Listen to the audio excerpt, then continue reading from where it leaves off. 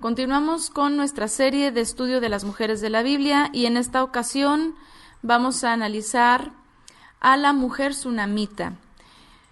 Lo que nosotros encontramos respecto a esta mujer lo vamos a ver en Segunda de Reyes, capítulo 4, del verso 8 al 37.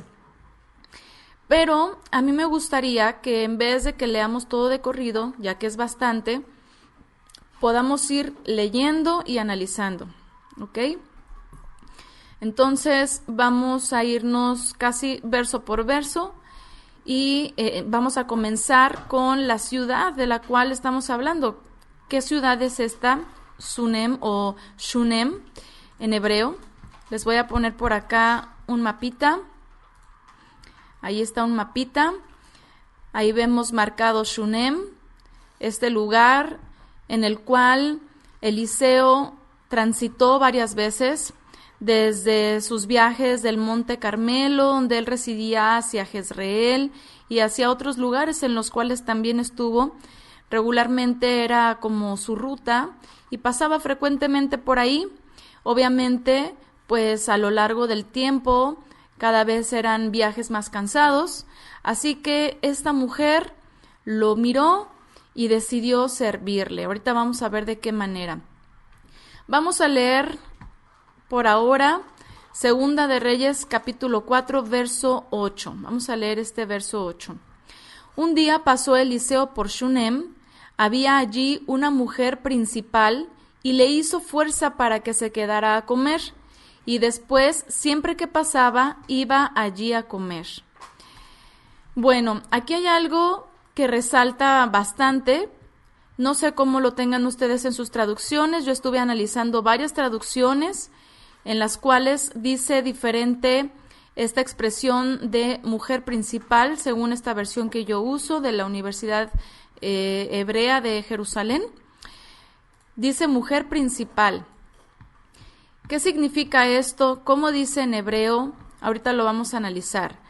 Bueno, este relato, como lo vimos en la clase anterior de las mujeres de la Biblia, hablando de la viuda de las vasijas de aceite, es un relato que se sitúa durante el periodo de reinado de Joram sobre Samaria entre el 852 y el 841. No tenemos certeza de la época o más bien del año en el cual se efectuó esta relación, este encuentro entre Eliseo y la mujer sunamita y su esposo. Pero bueno, vamos a situarnos dentro de este periodo de reinado de Joram para podernos ubicar en la historia. Y bueno, ¿qué significa Shunem? Shunem o Shunem significa quieto o quietamente. Ese es el significado del nombre de este lugar. Era una aldea de la tribu de Isaacar a unos 7 kilómetros del norte del pueblo de Jezreel, ya en las faldas del collado de Moré. Bueno, aquí en Shunem fue un lugar muy especial porque Eliseo realizó varios milagros, varias visitas, frecuentemente pasaba por allí y en una de esas yo creo que fue constantemente observado por una mujer de esa región. Bueno, dice por aquí Paulina que dice mujer importante, dice su versión, mujer de buena posición. Y bueno, ustedes van a ver que aquí traducen de diferentes maneras esta palabra, ¿verdad? Ella era una mujer de renombre entre el pueblo. Esto es algo muy evidente. Su esposo seguramente un hombre influyente y evidentemente rico. Es la contraparte de la mujer que analizamos anteriormente. Si se fijan, pues ella era rica, tenía marido, pero no tenía lo que la mujer viuda sí tenía, que era la descendencia, ¿verdad? Su esposo ya era anciano y ella no tenía hijos. Sin embargo, lo que las une o lo que comparten es esa fe inquebrantable delante del Eterno, ese corazón dispuesto a la obediencia y al servicio. Bueno, dice por acá Sandra, en mi versión dice mujer rica. Ajá. Bueno, la palabra que ustedes ven en hebreo es Isha Gedolá. Esa es la palabra que vemos en hebreo. Se le menciona como una Isha Gedolá. Esto lo podríamos traducir como gran mujer, como mujer principal o como mujer importante, ¿sí? Se ha interpretado, como lo ponen aquí en diferentes versiones, como mujer rica, mujer acomodada, mujer influyente, mujer de buena posición, mujer distinguida, etc. El relato dice que esta Isha Gedolá, imagínense, fíjense que no me puse a buscar, hasta ahorita se me está ocurriendo eso, pero hubiera sido muy interesante ponernos a buscar si hay alguna otra mujer a la cual se le refiera de la misma manera, ¿no? ¿Qué mujeres podrían haber sido si la expresión Isha Gedolá aparece nuevamente con alguna otra mujer? No lo sé, realmente es algo que no busqué, pero créanme que lo voy a buscar porque sería muy interesante. Al menos hasta donde yo recuerdo y hasta ahora, las mujeres que he analizado, porque obviamente me faltan muchísimas por analizar, no recuerdo alguna que se le mencionara de algún con algún sinónimo, no sé, a lo mejor mujer importante u otro. La verdad ahorita no recuerdo. Por ahí si alguien se acuerda de alguna, sería interesante que me lo pusieran para buscarlo en el ISORD, a ver si en hebreo dice esta misma expresión, porque a veces, aunque en español traduzcan igual, las expresiones en hebreo o las palabras en hebreo pueden ser distintas, con significados tal vez parecidos, pero al final diferentes. Entonces, bueno, aquí en este caso de esta mujer dice que era una gran mujer, o una Isha, mujer Gedolá, grande, ¿sí? Entonces, pues imagínense, aquí es muy interesante que el texto refiera esto de esta persona. Dice el relato que esta mujer insistió a Eliseo para que pasara a comer a su casa. Él aceptó la invitación y la mujer le rogó que cada que pasara por ahí, llegara con ellos, ¿sí? En hebreo, ya mi esposo por acá rapidísimo se puso a buscar y dice, es la única mujer a la cual se le refiere con la expresión Isha Gedolá en hebreo. Es la única palabra, la única mujer de la cual se usa esta expresión. Entonces, esto es algo muy curioso, muy importante, porque definitivamente era una mujer muy estimada delante del Eterno, delante de los hombres, y por supuesto, pues imagínense sus obras, eran las obras de una mujer justa, de una mujer que evidentemente no tenía la mentalidad del pueblo de Israel de la época, del pueblo que era pecador, que era idólatra, sino que ella era una mujer apartada con su esposo para el Eterno. Era una mujer temerosa de Elohim y respetuosa, así es. Bueno, vamos a leer el verso 9, vamos a ir leyendo verso por verso y vamos a ir comentando. Dijo ella a su marido, mira, sé que es un santo hombre de Elohim, que siempre viene por casa. Estas palabras denotan también, aparte de su fe, un discernimiento de esta mujer. En esos tiempos, estamos hablando de que abundaban falsos profetas, que pues hombres que ya se habían corrompido, como yo creo que en todas las etapas del pueblo de Israel, nunca faltó quien se levantara a decir, así dice el Señor, y cuál era el Señor de este mundo el que les hablaba, ¿no? Y imagínense, en esos tiempos, pues ella podría haber confundido a otro hombre que se hiciera pasar por un hombre piadoso y que realmente fuera también un hombre apóstata, si ella no tuviera este discernimiento. Pero ella dice, sé que es un santo hombre de Elohim. Ella tenía la certeza de que este hombre era un verdadero servidor del Eterno. Los profetas más importantes que vemos en esa época vivieron y ministraron en el reino del norte, y también vemos familias piadosas en esa región tan apóstata, y pues imagínense una etapa como lo hemos visto en la que tanto el pueblo como los reyes estaban ya completamente corrompidos por el pecado, pero esta mujer y su esposo eran justos ante el Eterno, se apartaron delante del Eterno para no andar tras los Baales como el resto del pueblo. Y no solo ella, muchas familias, como la mujer de la viuda de las vasijas de aceite que platicamos la vez anterior. Entonces, un dato importante aquí es que esta mujer supo reconocer que Eliseo era un verdadero servidor del Eterno. Entonces, esto nos habla de que ella no se dejaba llevar por apariencias extrañas ni por famas. Ella sabía porque el Padre se lo había revelado, porque eso Eso nos habla de que ella no solamente tenía fe, sino que además tenía una relación con el Eterno, por lo cual tenía discernimiento. Vamos a leer en el verso 10. Esta mujer dice: vamos a hacerle una pequeña alcoba de fábrica en la terraza y le pondremos en ella una cama, una mesa, una silla y una lámpara, y cuando venga por casa, que se retire allí. Bueno, aquí vemos cómo ella también pensó no solamente en servir a Eliseo haciendo un espacio. Yo me imagino que ella lo veía transitar y se daba cuenta de que pues ya en su edad pues cada vez era más difícil el viaje, ¿no?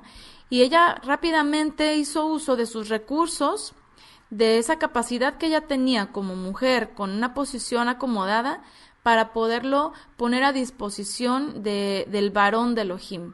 Es notable que ella era temerosa del Eterno, pero también era inteligente, era sabia y también tenía este gran servicio hospedador que vemos muchas veces como muchas mujeres ofrecieron sus recursos, sus bienes para poder servir a los hermanos, servir a las personas que se consagraban ante el Eterno, y lo ponían completamente a disposición. No se ponían a tentarse el corazón y decir: ay, no, es que voy a gastar dinero si construyo un cuarto, o construyalo con el material más económico. O sea, no, ella seguramente le construyó algo bien, le puso todo lo necesario para que él tuviera las comodidades básicas para poder transitar en su camino.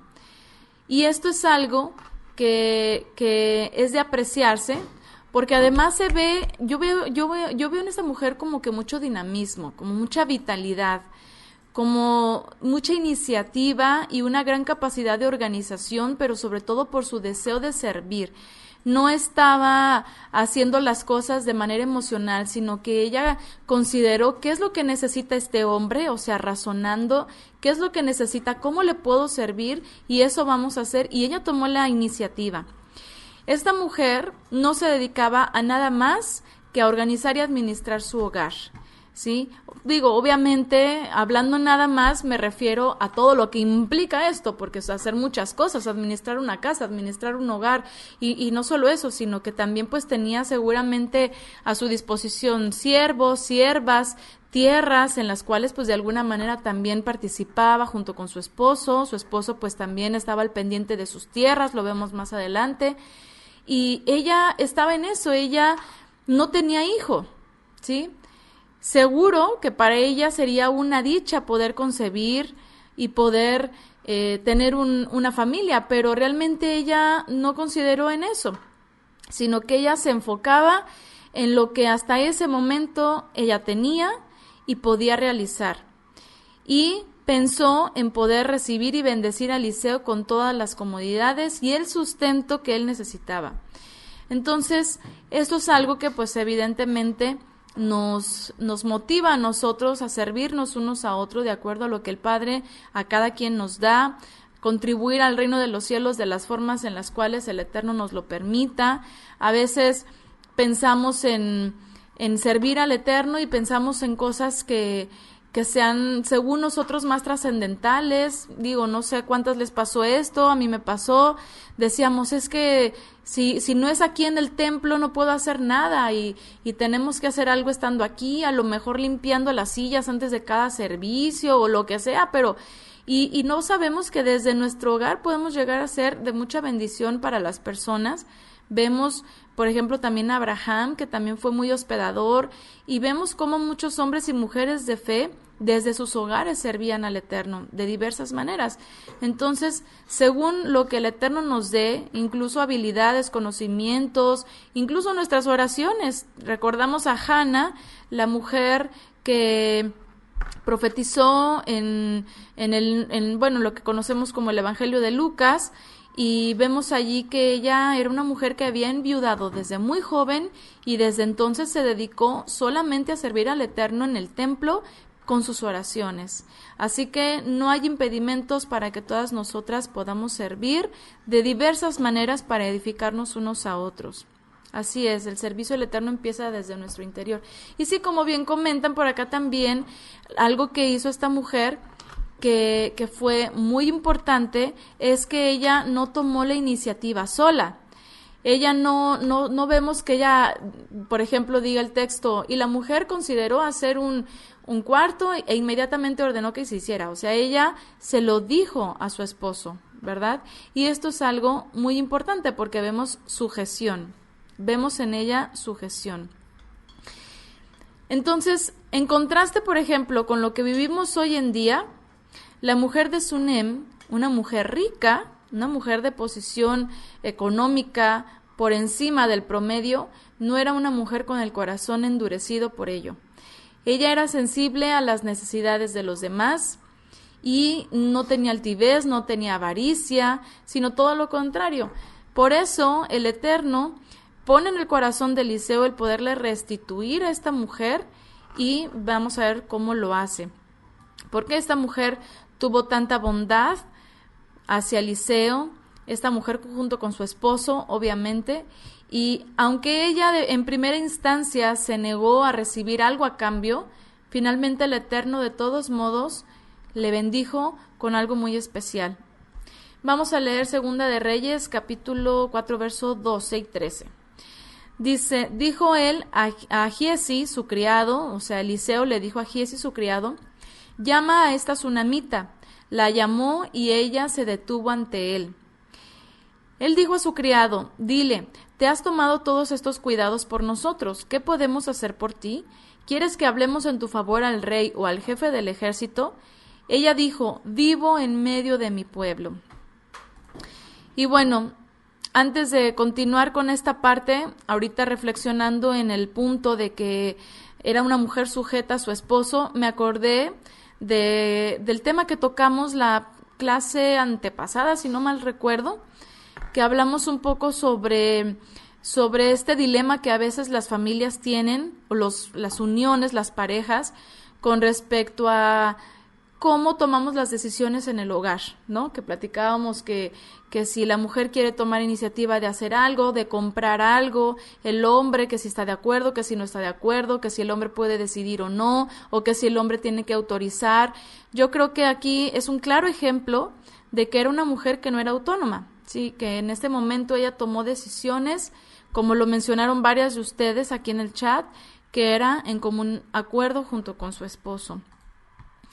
Y bueno, vemos entonces, hay una expresión que a mí me llamó mucho la atención que dice, vivo en medio de mi pueblo, aquí en el verso 13. Ella no necesitaba nada, en pocas palabras dijo, no necesito nada, estoy plena, estoy completa.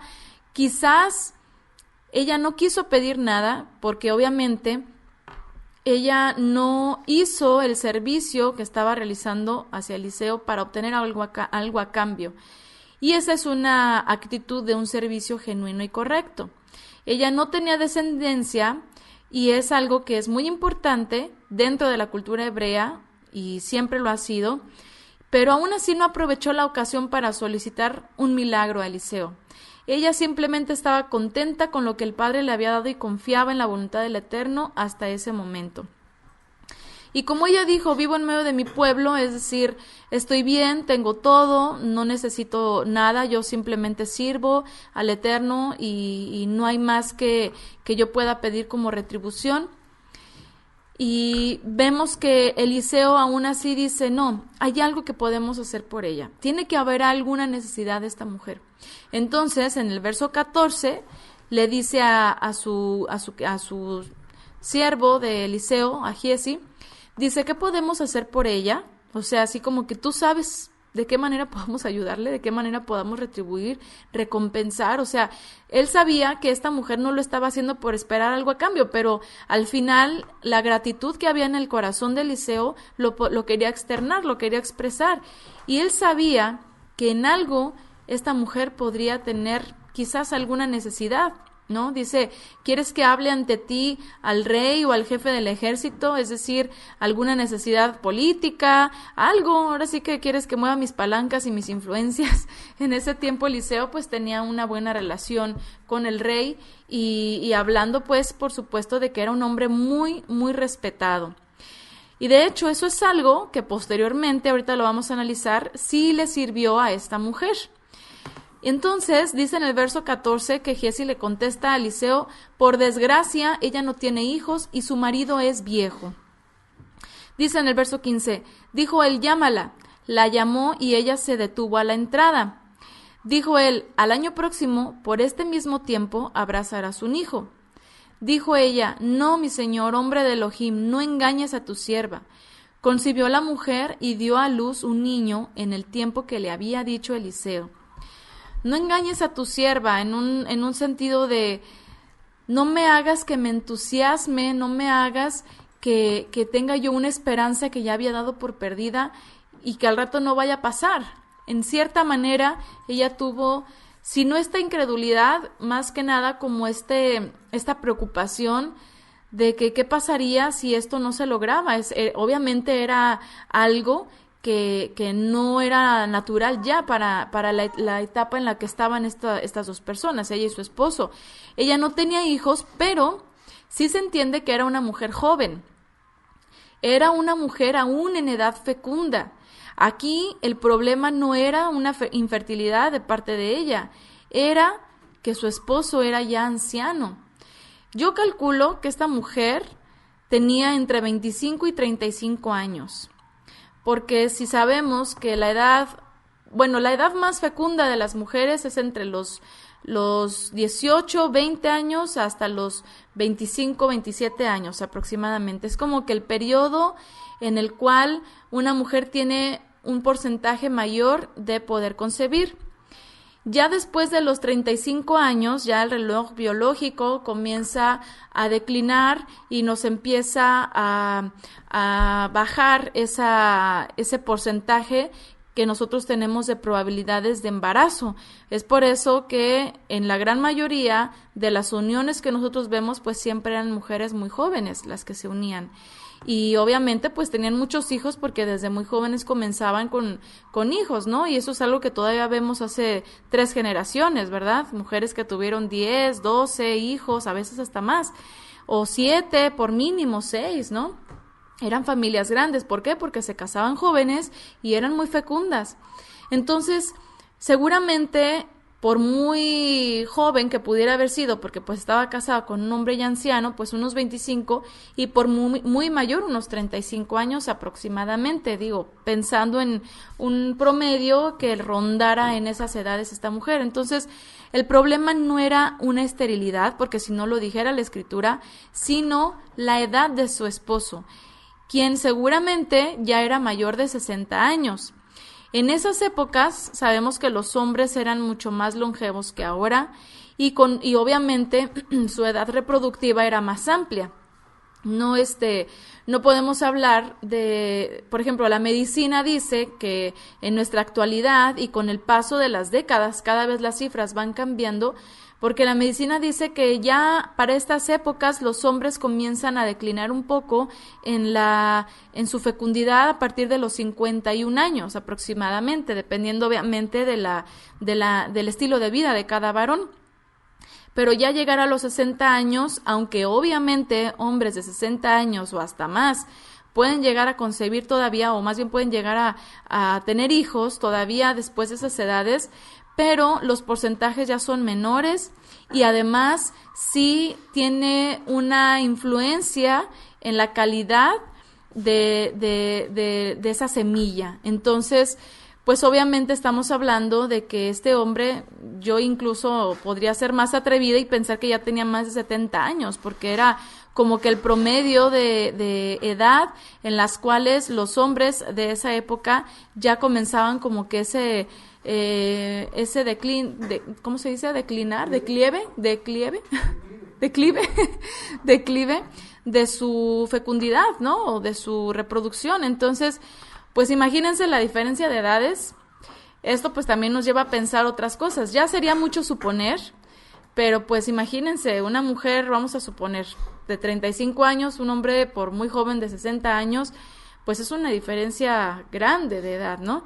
Y no podríamos imaginar el contexto, no podríamos imaginar, tal vez él fue un hombre que enviudó y no tuvo descendencia y se casó con esta mujer y tampoco ya para su etapa no tuvo descendencia tampoco con ella. Puede darse el caso, por ejemplo, de que sea una unión planificada por alguna situación, que a veces se emparentaban por cuestiones incluso hasta políticas. De hecho, por ahí leí, a ver, por acá nos pone Sonia, son mayormente fecundos los varones antes de los 60 años. Ajá. Y por ahí leí que, bueno, de esto no encontré otros datos que lo respaldaran, pero que probablemente esta mujer pudo haber sido una mujer de la nobleza.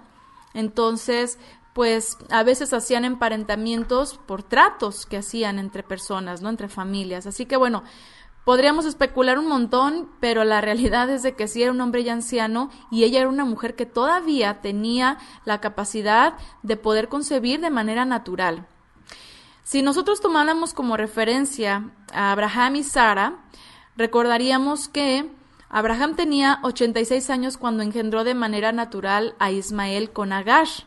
Y bueno, estamos hablando de una época todavía mucho anterior de la de los reyes, en la que seguramente, pues como les digo, la longevidad y la edad reproductiva pues era todavía más amplia.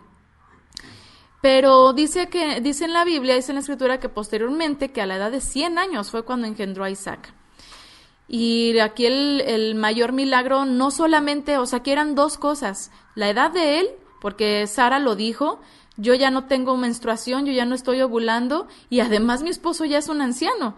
O sea, que era un milagro doble, ¿verdad? Porque estamos hablando de que Abraham ya no tenía la misma capacidad de seguir su reproducción, pero pues tampoco Sara, pues por obvias razones. Entonces, imagínense, ya era mayor, ya no ovulaba, entonces el Eterno hizo un milagro asombroso ahí en ellos dos.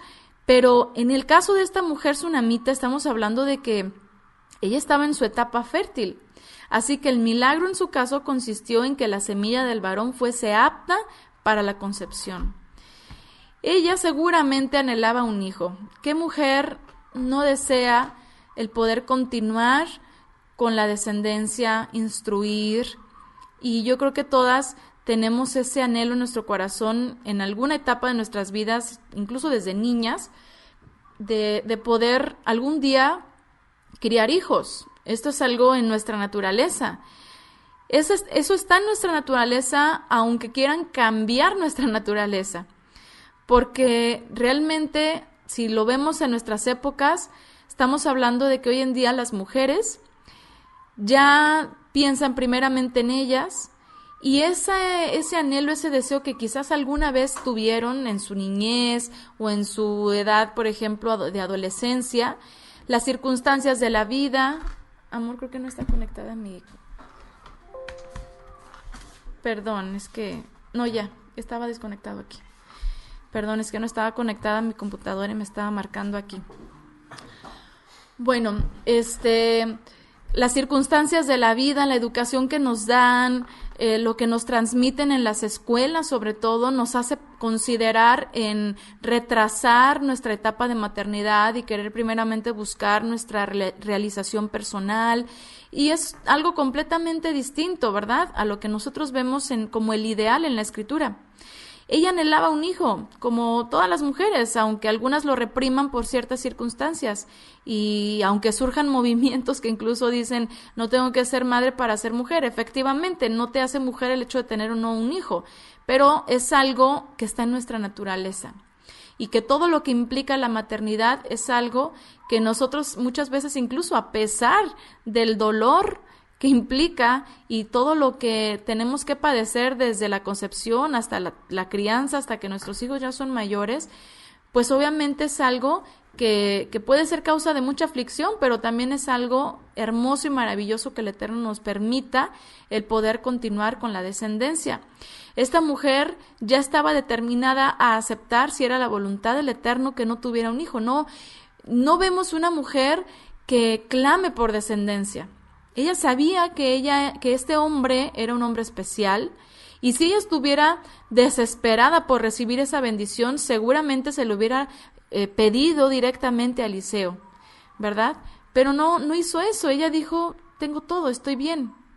El Padre Eterno conoce los deseos más profundos de nuestro corazón, y yo estoy segura de que ella tenía esta petición en lo secreto, en su corazón, en su interior. O sea, yo veo en ella mucha prudencia, y ahorita lo vamos a seguir viendo en otras partes del relato.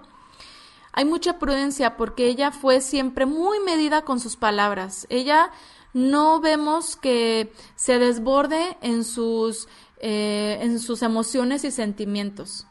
Ella tenía ese deseo seguramente en su interior, en su intimidad con el Eterno, en su corazón. A lo mejor ya no clamaba por un hijo, a lo mejor ella estaba resuelta a que pues no podía tener hijos porque su esposo ya era muy mayor, pero para el Eterno no había imposibles. Y el que conocía ese deseo de su corazón, esa petición, entonces lo concedió. Y esto nos habla de esa gran fe y esa confianza y ese contentamiento de parte de esta mujer hacia el Eterno. Un clamor en lo secreto fue oído y atendido, y así su esposo tuvo el linaje que perpetuara su nombre. Imagínense qué bendición tan grande. Dicen por acá, ahora prefieren tener perros. Sí, de hecho así les dicen, perrijos y perrijas, ¿no? Y mamá perro, y bueno, una cosa que bueno, sí, es una palabra un poquito fuerte aquí, ¿no? Pero imagínense por lo que optan cuando los hijos son una dicha muy, muy grande, ¿no? Muy bien. Vamos a leer Segunda de Reyes, capítulo 4, verso 16. Dicen por acá, una de las etapas más hermosas de la mujer es cuando se está embarazada. Es verdad, es una etapa muy, muy hermosa. Bueno, vamos a leer versos 16 y 17. Dice, dijo él, o sea Eliseo, al año próximo por este mismo tiempo abrazarás un hijo. Dijo ella, no, mi señor, hombre de Elohim, no engañes a tu sierva. No, mi señor, no me hagas ilusionarme, porque realmente lo anhelo y lo deseo, y si no se cumple esto, me vas a partir el corazón. Esas son las palabras que yo leo entre líneas. Y sí, realmente ella no es que no tuviera fe, pero si por alguna razón esto no sucedía, pues ella se iba a afligir demasiado. Ya estaba tan resuelta a que ella iba a seguir así, que no podía aguantar si algo sucedía. Y vean cómo el Eterno efectivamente le puso o permitió una gran prueba, porque vamos a ver qué fue lo que pasó después. Había aceptado ser una mujer sin frutos, así es. Tenía el deseo en su corazón, pero aún así confió en los designios y voluntad del Eterno. Así es. Bueno, vemos aquí como que cierto temor. Ella no quería hablar una palabra a la ligera, pero obviamente el profeta pues tampoco iba a decir palabras a la ligera. Él no iba a llegar a decirle, no te preocupes, el próximo año tendrás un hijo, cuando él no tuviera la certeza de que esto fuera a suceder. La palabra de Eliseo estaba siendo respaldada por el Eterno, y de hecho fue seguramente el Eterno el que le reveló que haría ese milagro para esa pareja, para esa unión, y así el Eterno manifestó su poder en ellos. Vamos a leer del verso 18 en adelante. Dice, creció el niño y un día se fue donde su padre junto a los segadores. Aquí es donde vemos que este hombre, aunque era anciano, pero era muy activo y andaba siempre checando sus bienes, checando todo lo que implicaba su producción de su tierra. Y el niño, pues aproximadamente para esta etapa tendría unos 5 o 6 años aproximadamente. Y dice en el verso 19, dijo a su padre, mi cabeza, mi cabeza. El padre dijo a un criado, llévaselo a su madre. Lo tomó y lo llevó a su madre. Estuvo sobre las rodillas de ella hasta el mediodía y murió. Subió y le acostó sobre el lecho del hombre de Elohim, cerró tras el niño y salió. Llamó a su marido y le dijo, envíame uno de los criados con una asna, voy a salir donde el hombre de Elohim y volveré. Dijo él, ¿por qué vas donde él? No es hoy novilunio ni Shabbat. Pero ella dijo, Shalom, dijo paz. Hizo aparejar el asna y dijo a su criado, guía y anda, no me detengas en el viaje hasta que yo te diga. Bueno, aquí vemos varios detalles importantes.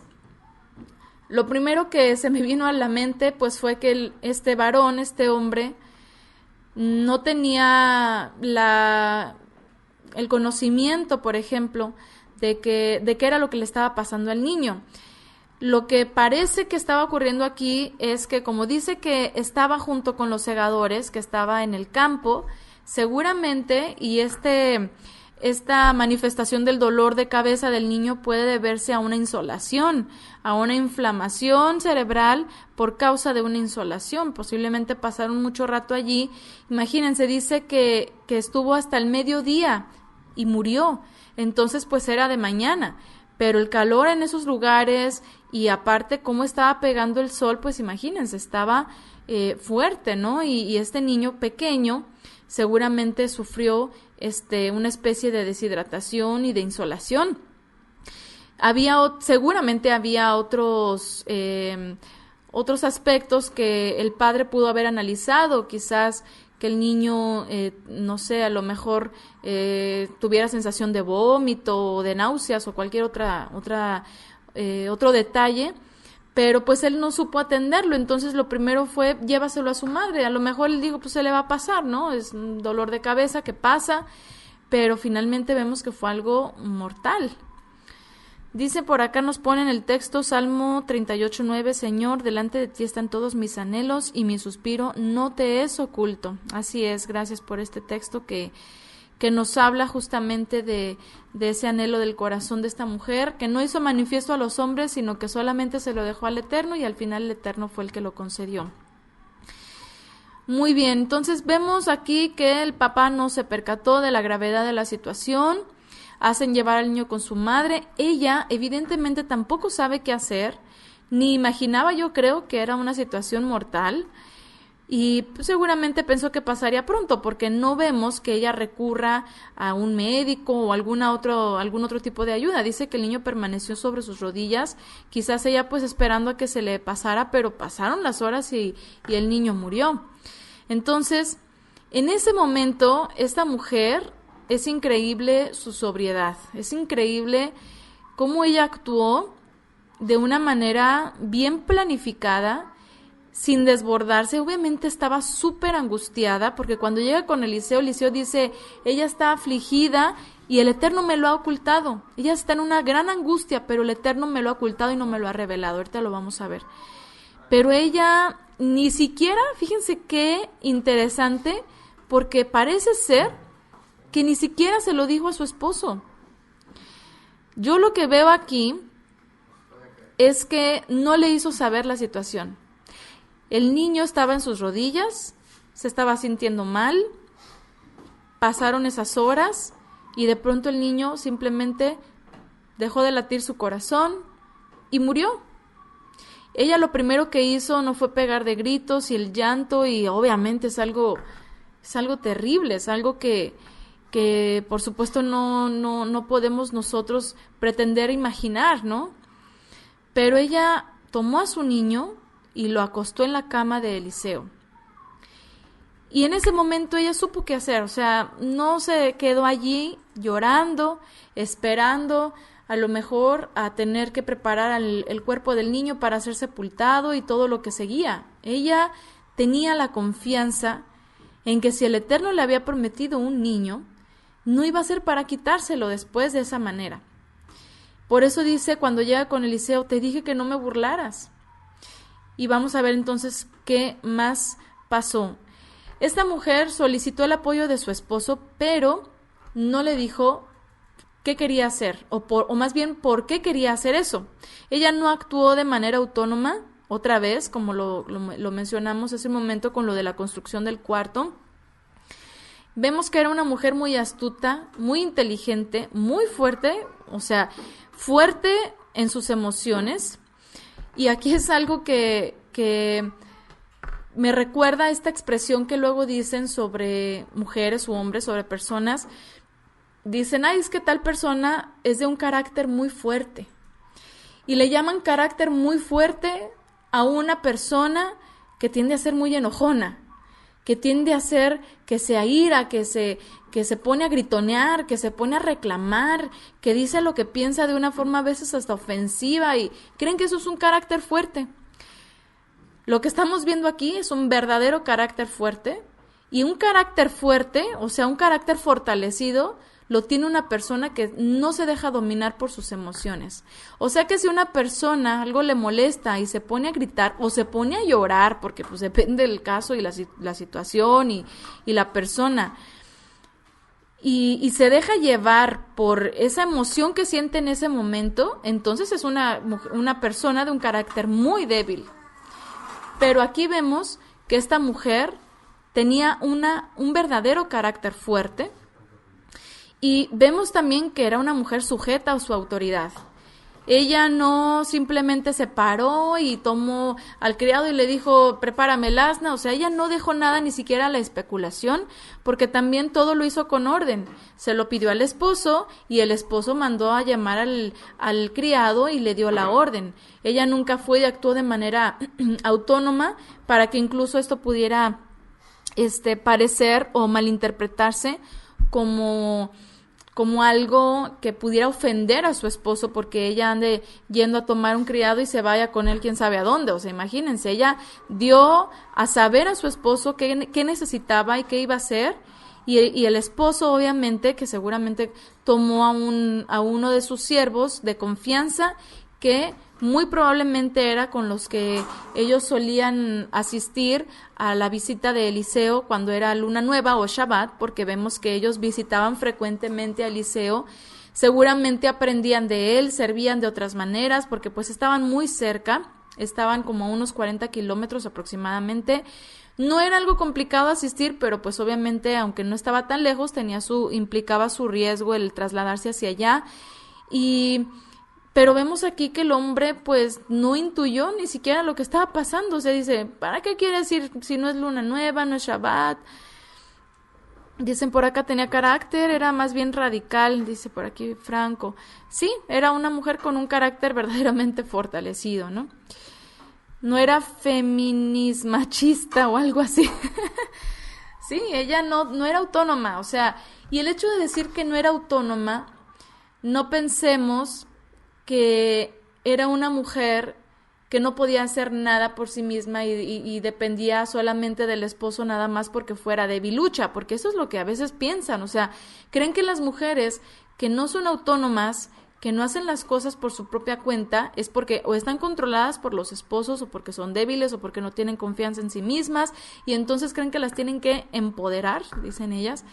Pero la verdad es de que simplemente es apegarse a un orden, y el orden funciona bien así, y no se trata de que, es que le tengo que pedir permiso al esposo hasta para ir a la tienda. Simplemente se trata de que, por ejemplo, en este caso, ella no iba a tomar una decisión de salir a horas de camino de su casa sin antes comunicárselo a su esposo, por el respeto que el esposo también merece. Y bueno, esta mujer, yo creo que su esposo tenía esta confianza en su esposa, de que era una mujer sabia, era una mujer prudente y tendría una buena razón para ir a buscar a Eliseo. No era por cualquier cosa. Es por eso que vemos que ella tuvo este apoyo de su esposo y entonces se dirigió hacia Carmelo. Vemos en el capítulo 4, verso 25, que dice: fue ella y llegó donde el hombre de Elohim, al monte Carmelo. Cuando el hombre de Elohim la vio a lo lejos, dijo a su criado Giesi, viene ahí nuestra tsunamita, o la tsunamita, perdón. Así que corre a su encuentro y pregúntale, ¿estás bien tú? ¿Está bien tu marido? ¿Está bien el niño? Ella respondió, bien. Fíjense qué pasó aquí. Dicen por acá, el Padre no nos ha dado espíritu de cobardía, sino de amor y dominio propio. Así debe de ser. Actuaba por fe. ¿Qué vemos aquí? Eliseo evidentemente pues ya era anciano, se movía más lento, con mayor dificultad. Giesi pues era más joven, así que lo envía por delante y le dice, ve, pregúntale si están bien cada uno de los allegados, ¿no? Si está bien ella. Ella tenía un propósito bien definido y no se detuvo a hablar con Giesi sobre el asunto. Ella esperó hasta llegar directamente a encontrarse con Eliseo. Tanto así que Giesi le pregunta y ella le responde bien, nomás casi nomás para quitárselo de encima, pero poder continuar caminando hacia la casa de Eliseo, porque pues imagínense, evidentemente estaba en un monte y pues esta mujer tenía todavía que caminar otro trayecto para llegar donde estaba Eliseo en ese momento. Y vean qué pasó, Segunda de Reyes, capítulo 4, verso 27. Llegó donde el hombre de Elohim al monte y se abrazó a sus pies, se dejó caer sobre sus pies, lo abrazó, se acercó Giezi para apartarla, pero el hombre de Elohim dijo, déjala, porque su alma está en amargura y el Eterno me lo ha ocultado y no me lo ha manifestado. Ella dijo, ¿acaso pedí un hijo a mi Señor? ¿No te dije que no me engañaras? O sea, ¿no te dije que no me hicieras ilusionarme? ¿Para qué me ibas a dar un hijo si después me lo iban a quitar? O simplemente lo iban a alejar de mí, porque pues no son nuestros tampoco, no es de que toma, te lo doy, es tuyo, te pertenece. O sea, al final, tanto nuestros hijos como nosotros transitamos por esta tierra y no pertenecemos más que al Eterno. Pero imagínense qué dolor tan grande, el primero, ya haber estado resuelta a que no iba a tener descendencia, y después la ilusión de sí vas a tener un hijo y tenerlo, y que a los escasos 5, 6 años, 8 máximo, de pronto te lo quitan este pequeño, ¿no? Entonces, ¿qué está pasando? Ella no se puso a reclamarle al Eterno en el momento en el que el niño murió. Ella sabía que algo había detrás de todo esto, entonces dijo, yo no me voy a dejar acobardar por esta situación, ni por mis emociones y mis sentimientos que están en una completa amargura. Yo voy a ir hasta donde está este hombre y yo sé que el Eterno tiene una respuesta. Ella no dijo más. Ella simplemente le dice eso a Eliseo y en ese momento él comprendió de qué se trataba. Cuando le prometió el hijo, ella dijo, no me engañes. Entonces, el Eterno sabía que la estaba probando, que su fe estaba siendo probada, y a pesar de esa situación que se dio en medio de una época complicada del pueblo de Israel, en la que obviamente esta mujer estaba cuidando de una manera, yo creo que se estaba esmerando muchísimo en la crianza de este niño. El pueblo de Israel estaba en épocas de apostasía, seguramente ella lo santificaba, lo apartaba, lo consagró. Y sabía que el Eterno tenía algo detrás de todo esto, no podía darle la vida a esta criatura y después quitársela para no cumplir ningún propósito. Todo el Eterno lo tenía planeado, aún en esa circunstancia adversa. Eliseo no quería tardarse, él no quería demorarse, sabía que el Eterno haría otro milagro. Así como ya había permitido que esta familia, esta pareja pudiera concebir a este niño, Eliseo sabía que el Eterno podía hacer un milagro y que el niño viviría. Entonces vemos en el verso 29, dijo a Giezi, ciñe tu cintura, toma mi bastón en tu mano y vete. Si te encuentras con alguien, no le saludes, y si alguien te saluda, no le respondas. Y pon mi bastón sobre la cara del niño. Pero la madre del niño dijo, fíjense, pero la madre del niño dijo, vive el Eterno y vive tu alma que no te dejaré. O sea, ella dijo, no, tú vas, ¿no? Tú tienes que ir. Él pues se levantó y se fue tras ella. Giezi había partido antes que ellos y había colocado el bastón sobre la cara del niño, pero no tenía voz ni señales de vida. De modo que se volvió a su encuentro y le manifestó, el niño no se despierta. Bueno, aquí es importante entender los detalles, porque obviamente no estamos hablando de que fueron aquí a 2 cuadras, ¿verdad? O sea, estamos hablando de una ciudad a otra, y pues imagínense nada más lo que implicaba en esas épocas trasladarse en un asno, ¿no? Hacia esos lugares. Giezi fue enviado primero, era necesario apresurarse, o sea, le dice, no te detengas. ¿Por qué? Porque ya de por sí habían pasado algunas horas y el niño podría haber sido ya, aparte de descubierto, porque pues imagínense, no sabemos en todo ese lapso de tiempo que pasó, seguramente por eso lo puso en la cama del varón de Elohim, de Eliseo, porque pues ahí seguramente nadie entraba, era un lugar que era completamente reservado para Eliseo, y lo puso allí, y pues imagínense qué pasaría con el papá, o sea, nomás pongámonos a pensar toda la situación que se estaba desencadenando allí. ¿Cuánto tiempo pasaría? Les voy a poner aquí voy a quitar este mapa de Sunem. Ay, bueno, ahí está no puse el ISOR. A ver, ¿dónde está esto? Tengo aquí aquí está, la ruta. Esta es una ruta obviamente a pie, bueno, pues es que es lo más cercano que podemos tener como referencia del trayecto que puede suponer desde Sunem hasta el Monte Carmelo, ¿sí?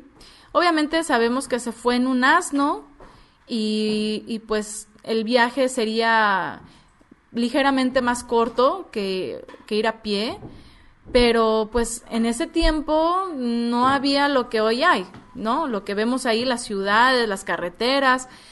La mujer pronto se fue a Eliseo. Dice que el niño murió al mediodía, ¿sí?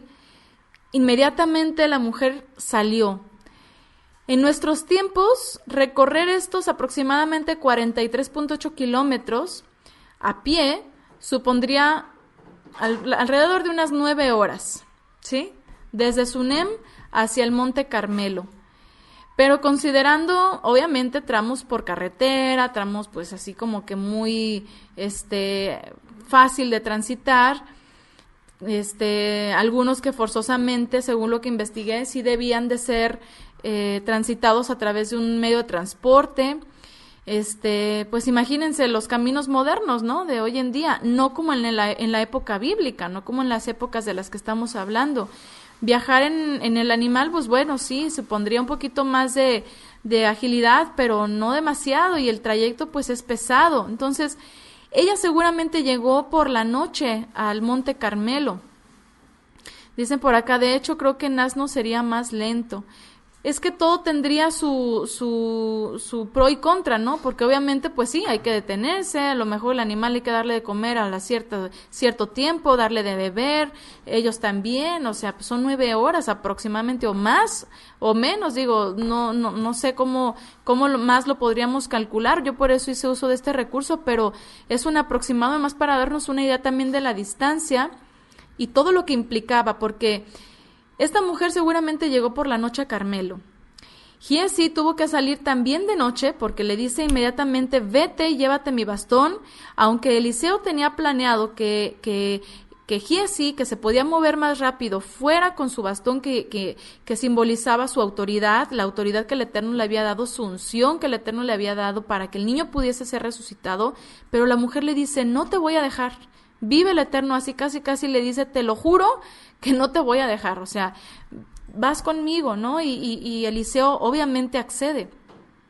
Entonces, por eso le dice a Giezi, no te detengas, porque era costumbre y era bien sabido que cualquiera que lo encontrara de camino, porque obviamente los conocían, lo podría invitar a pasar la noche a su casa para que siguiera su camino por la mañana, pero la instrucción era, no te detengas.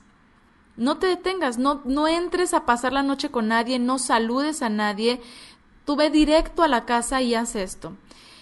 Eliseo sale después, ya que pues la mujer insistió, porque yo creo que también ella de alguna manera no confiaba en que Giezi pudiera ayudar, ¿no? En que Giezi tuviera esta autoridad. Ella confiaba en que el ungido era Eliseo. Y finalmente, después de conocer a Giezi, con todo lo que ya sabemos de su actitud, después de lo de Naamán, el leproso y todo esto, pues de alguna manera ya se veía que pues este hombre no era tan consagrado como lo era Eliseo. La presencia del Eterno estaba en Eliseo y ella tenía esa convicción, entonces él era el que debía de ir con el niño. Y bueno, Giezi siguió todas las instrucciones, pero no pudo volver al niño a la vida. Nos ponen por acá, debió haber sido triste para ella, pero aún con todo ella tuvo confianza, así es. En realidad, sin fe es imposible agradar a Elohim, ya que cualquiera que se acerca a Elohim tiene que creer que Él existe y que recompensa a quienes lo buscan. Hebreos 11:6. Muchas gracias. Bien, vamos a leer desde el verso 32. Dice, llegó Eliseo a la casa. El niño muerto estaba acostado en su lecho. Entró y cerró la puerta tras de ambos y oró al Eterno.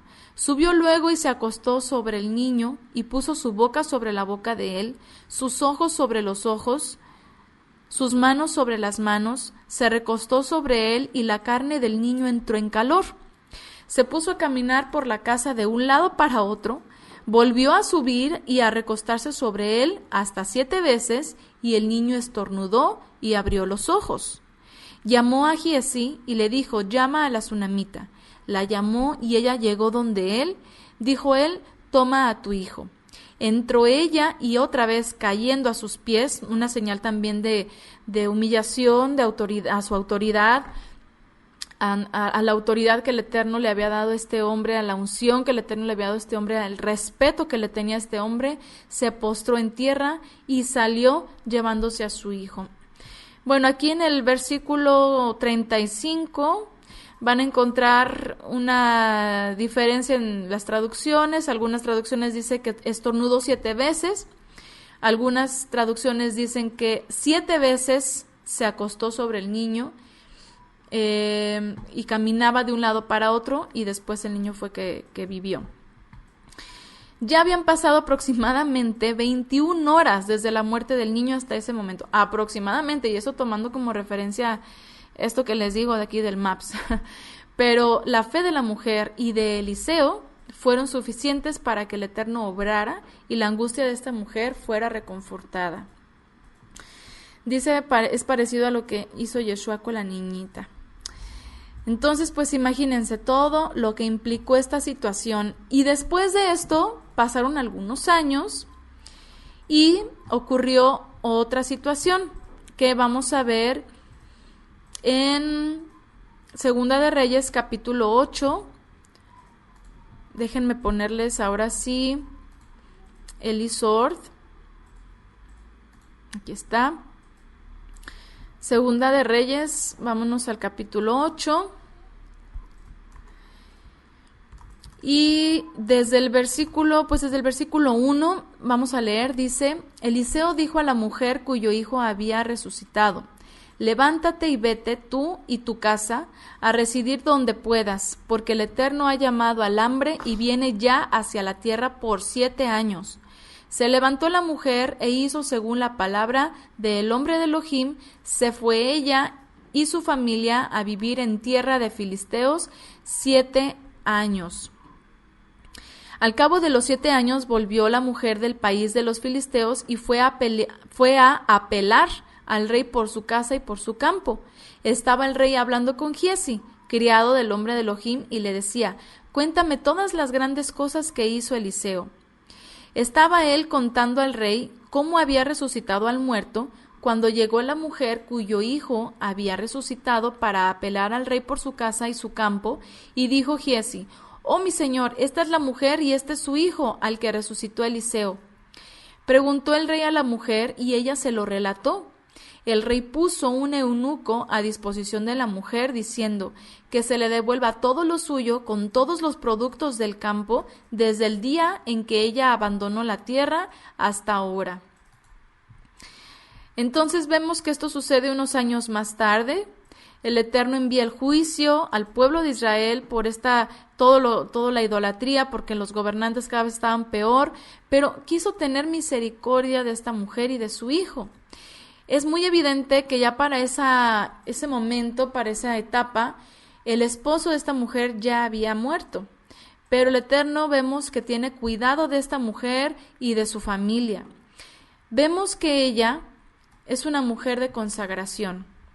Es una mujer que, a pesar de que su esposo murió y que ella era joven, porque vemos que era una mujer joven, ella se consagra y consagra a su hijo, se aparta para educar a su hijo, no se vuelve a unir con otro hombre.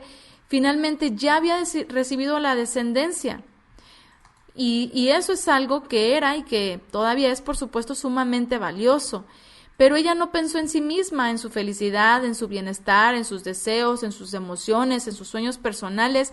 Ella estaba contenta incluso sin hijos. Si de por sí ya estaba entendida en aceptar la voluntad del Eterno con alegría, con gozo en su corazón, porque eso no la amargó. Ahora su gozo era mayor y su único objetivo era ser excelente en esa labor de madre e incluso fiel a su esposo aún en la muerte. Porque vemos, esta mujer estaba ya ella y sus familiares, ¿sí? Es lo que dice en la Escritura. No vemos que ella con su esposo, y eso es algo bien interesante porque en las mujeres de la Biblia, no recuerdo, por eso digo, a ver, a lo mejor aquí estoy mal yo no recuerdo una mujer de la Biblia que siendo viuda con hijos se haya vuelto a casar. No recuerdo una mujer de la Biblia. Había mujeres que siendo viudas se casaron una segunda vez, y en este caso, por ejemplo, recuerdo a Ruth, ¿no? O a Abigail, por ejemplo, ¿verdad? Que también dice que era una mujer muy sabia. Se casó con David después de que se muere su esposo Nabal, ¿no? Nabal. Pero no tenía hijos y le da hijos a David. Probablemente Nabal pues ya también era, y sí, de hecho dice que era un hombre ya viejo, ya era anciano y no tenía hijos.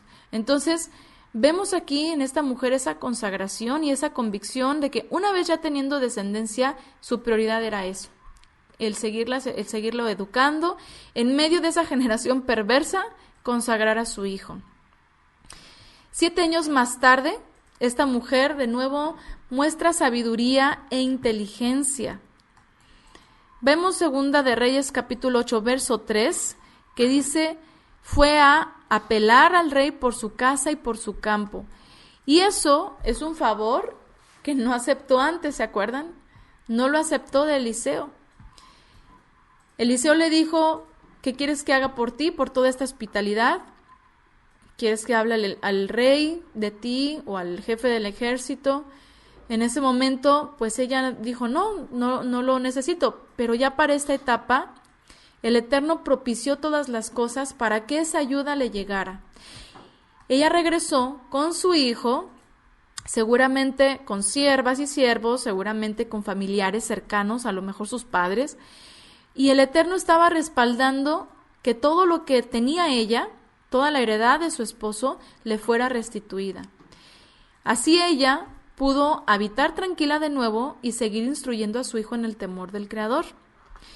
Y esto es algo que nos enseña cómo el Eterno siempre tiene consideración de todas nuestras necesidades. No hay nada que se le escape. No necesitamos recurrir a los hombres y pensar que en ellos vamos a tener la solución, porque el Eterno incluso a los hombres los prepara y propicia todo para que recibamos según la necesidad y según la voluntad del Eterno. Entonces vemos que la fe de esta mujer la libró del mal, le dio la dicha de ser madre y de educar a un hijo fiel al Eterno, la sustentó en tiempos de dificultad porque se pudo ir a una tierra extranjera, ahí también fue guardada del mal, y fue un medio de bendición para su familia. Y esto me recordó un proverbio 19:14, dice, casa y fortuna se heredan de los padres, mujer prudente viene del Eterno. O sea, de los padres podemos tener bienes, propiedades que nos heredan, pero una mujer prudente, una mujer sabia, una mujer que sabe hablar, que sabe usar las palabras de manera cuidadosa y sabe hablar cuando es necesario y sabe callar cuando es necesario, como lo hizo ante Giezi, que no le respondió, no estoy bien, fíjate que mi hijo y toda... No, ella respondió sobriamente, dijo, bien, todo bien, pero obviamente hasta que llegara con Eliseo es al que le tenía que manifestar todas las cosas. Y eso solamente viene del Eterno, eso es una cualidad que nosotras como mujeres tenemos que desarrollar y que van a ser necesarias muchas circunstancias y que vamos a pasar por situaciones en las cuales tenemos que hacer poner un alto y decir, a ver, ¿qué está pasando? Y empezar a razonar la situación y no dejarnos llevar ni manipular por nuestras emociones o nuestros sentimientos o nuestros deseos o nuestras necesidades, y tener la confianza y ser prudentes y saber con quién sí hablar, saber con quién no hablar, saber qué decir y saber esperar en la respuesta del Eterno.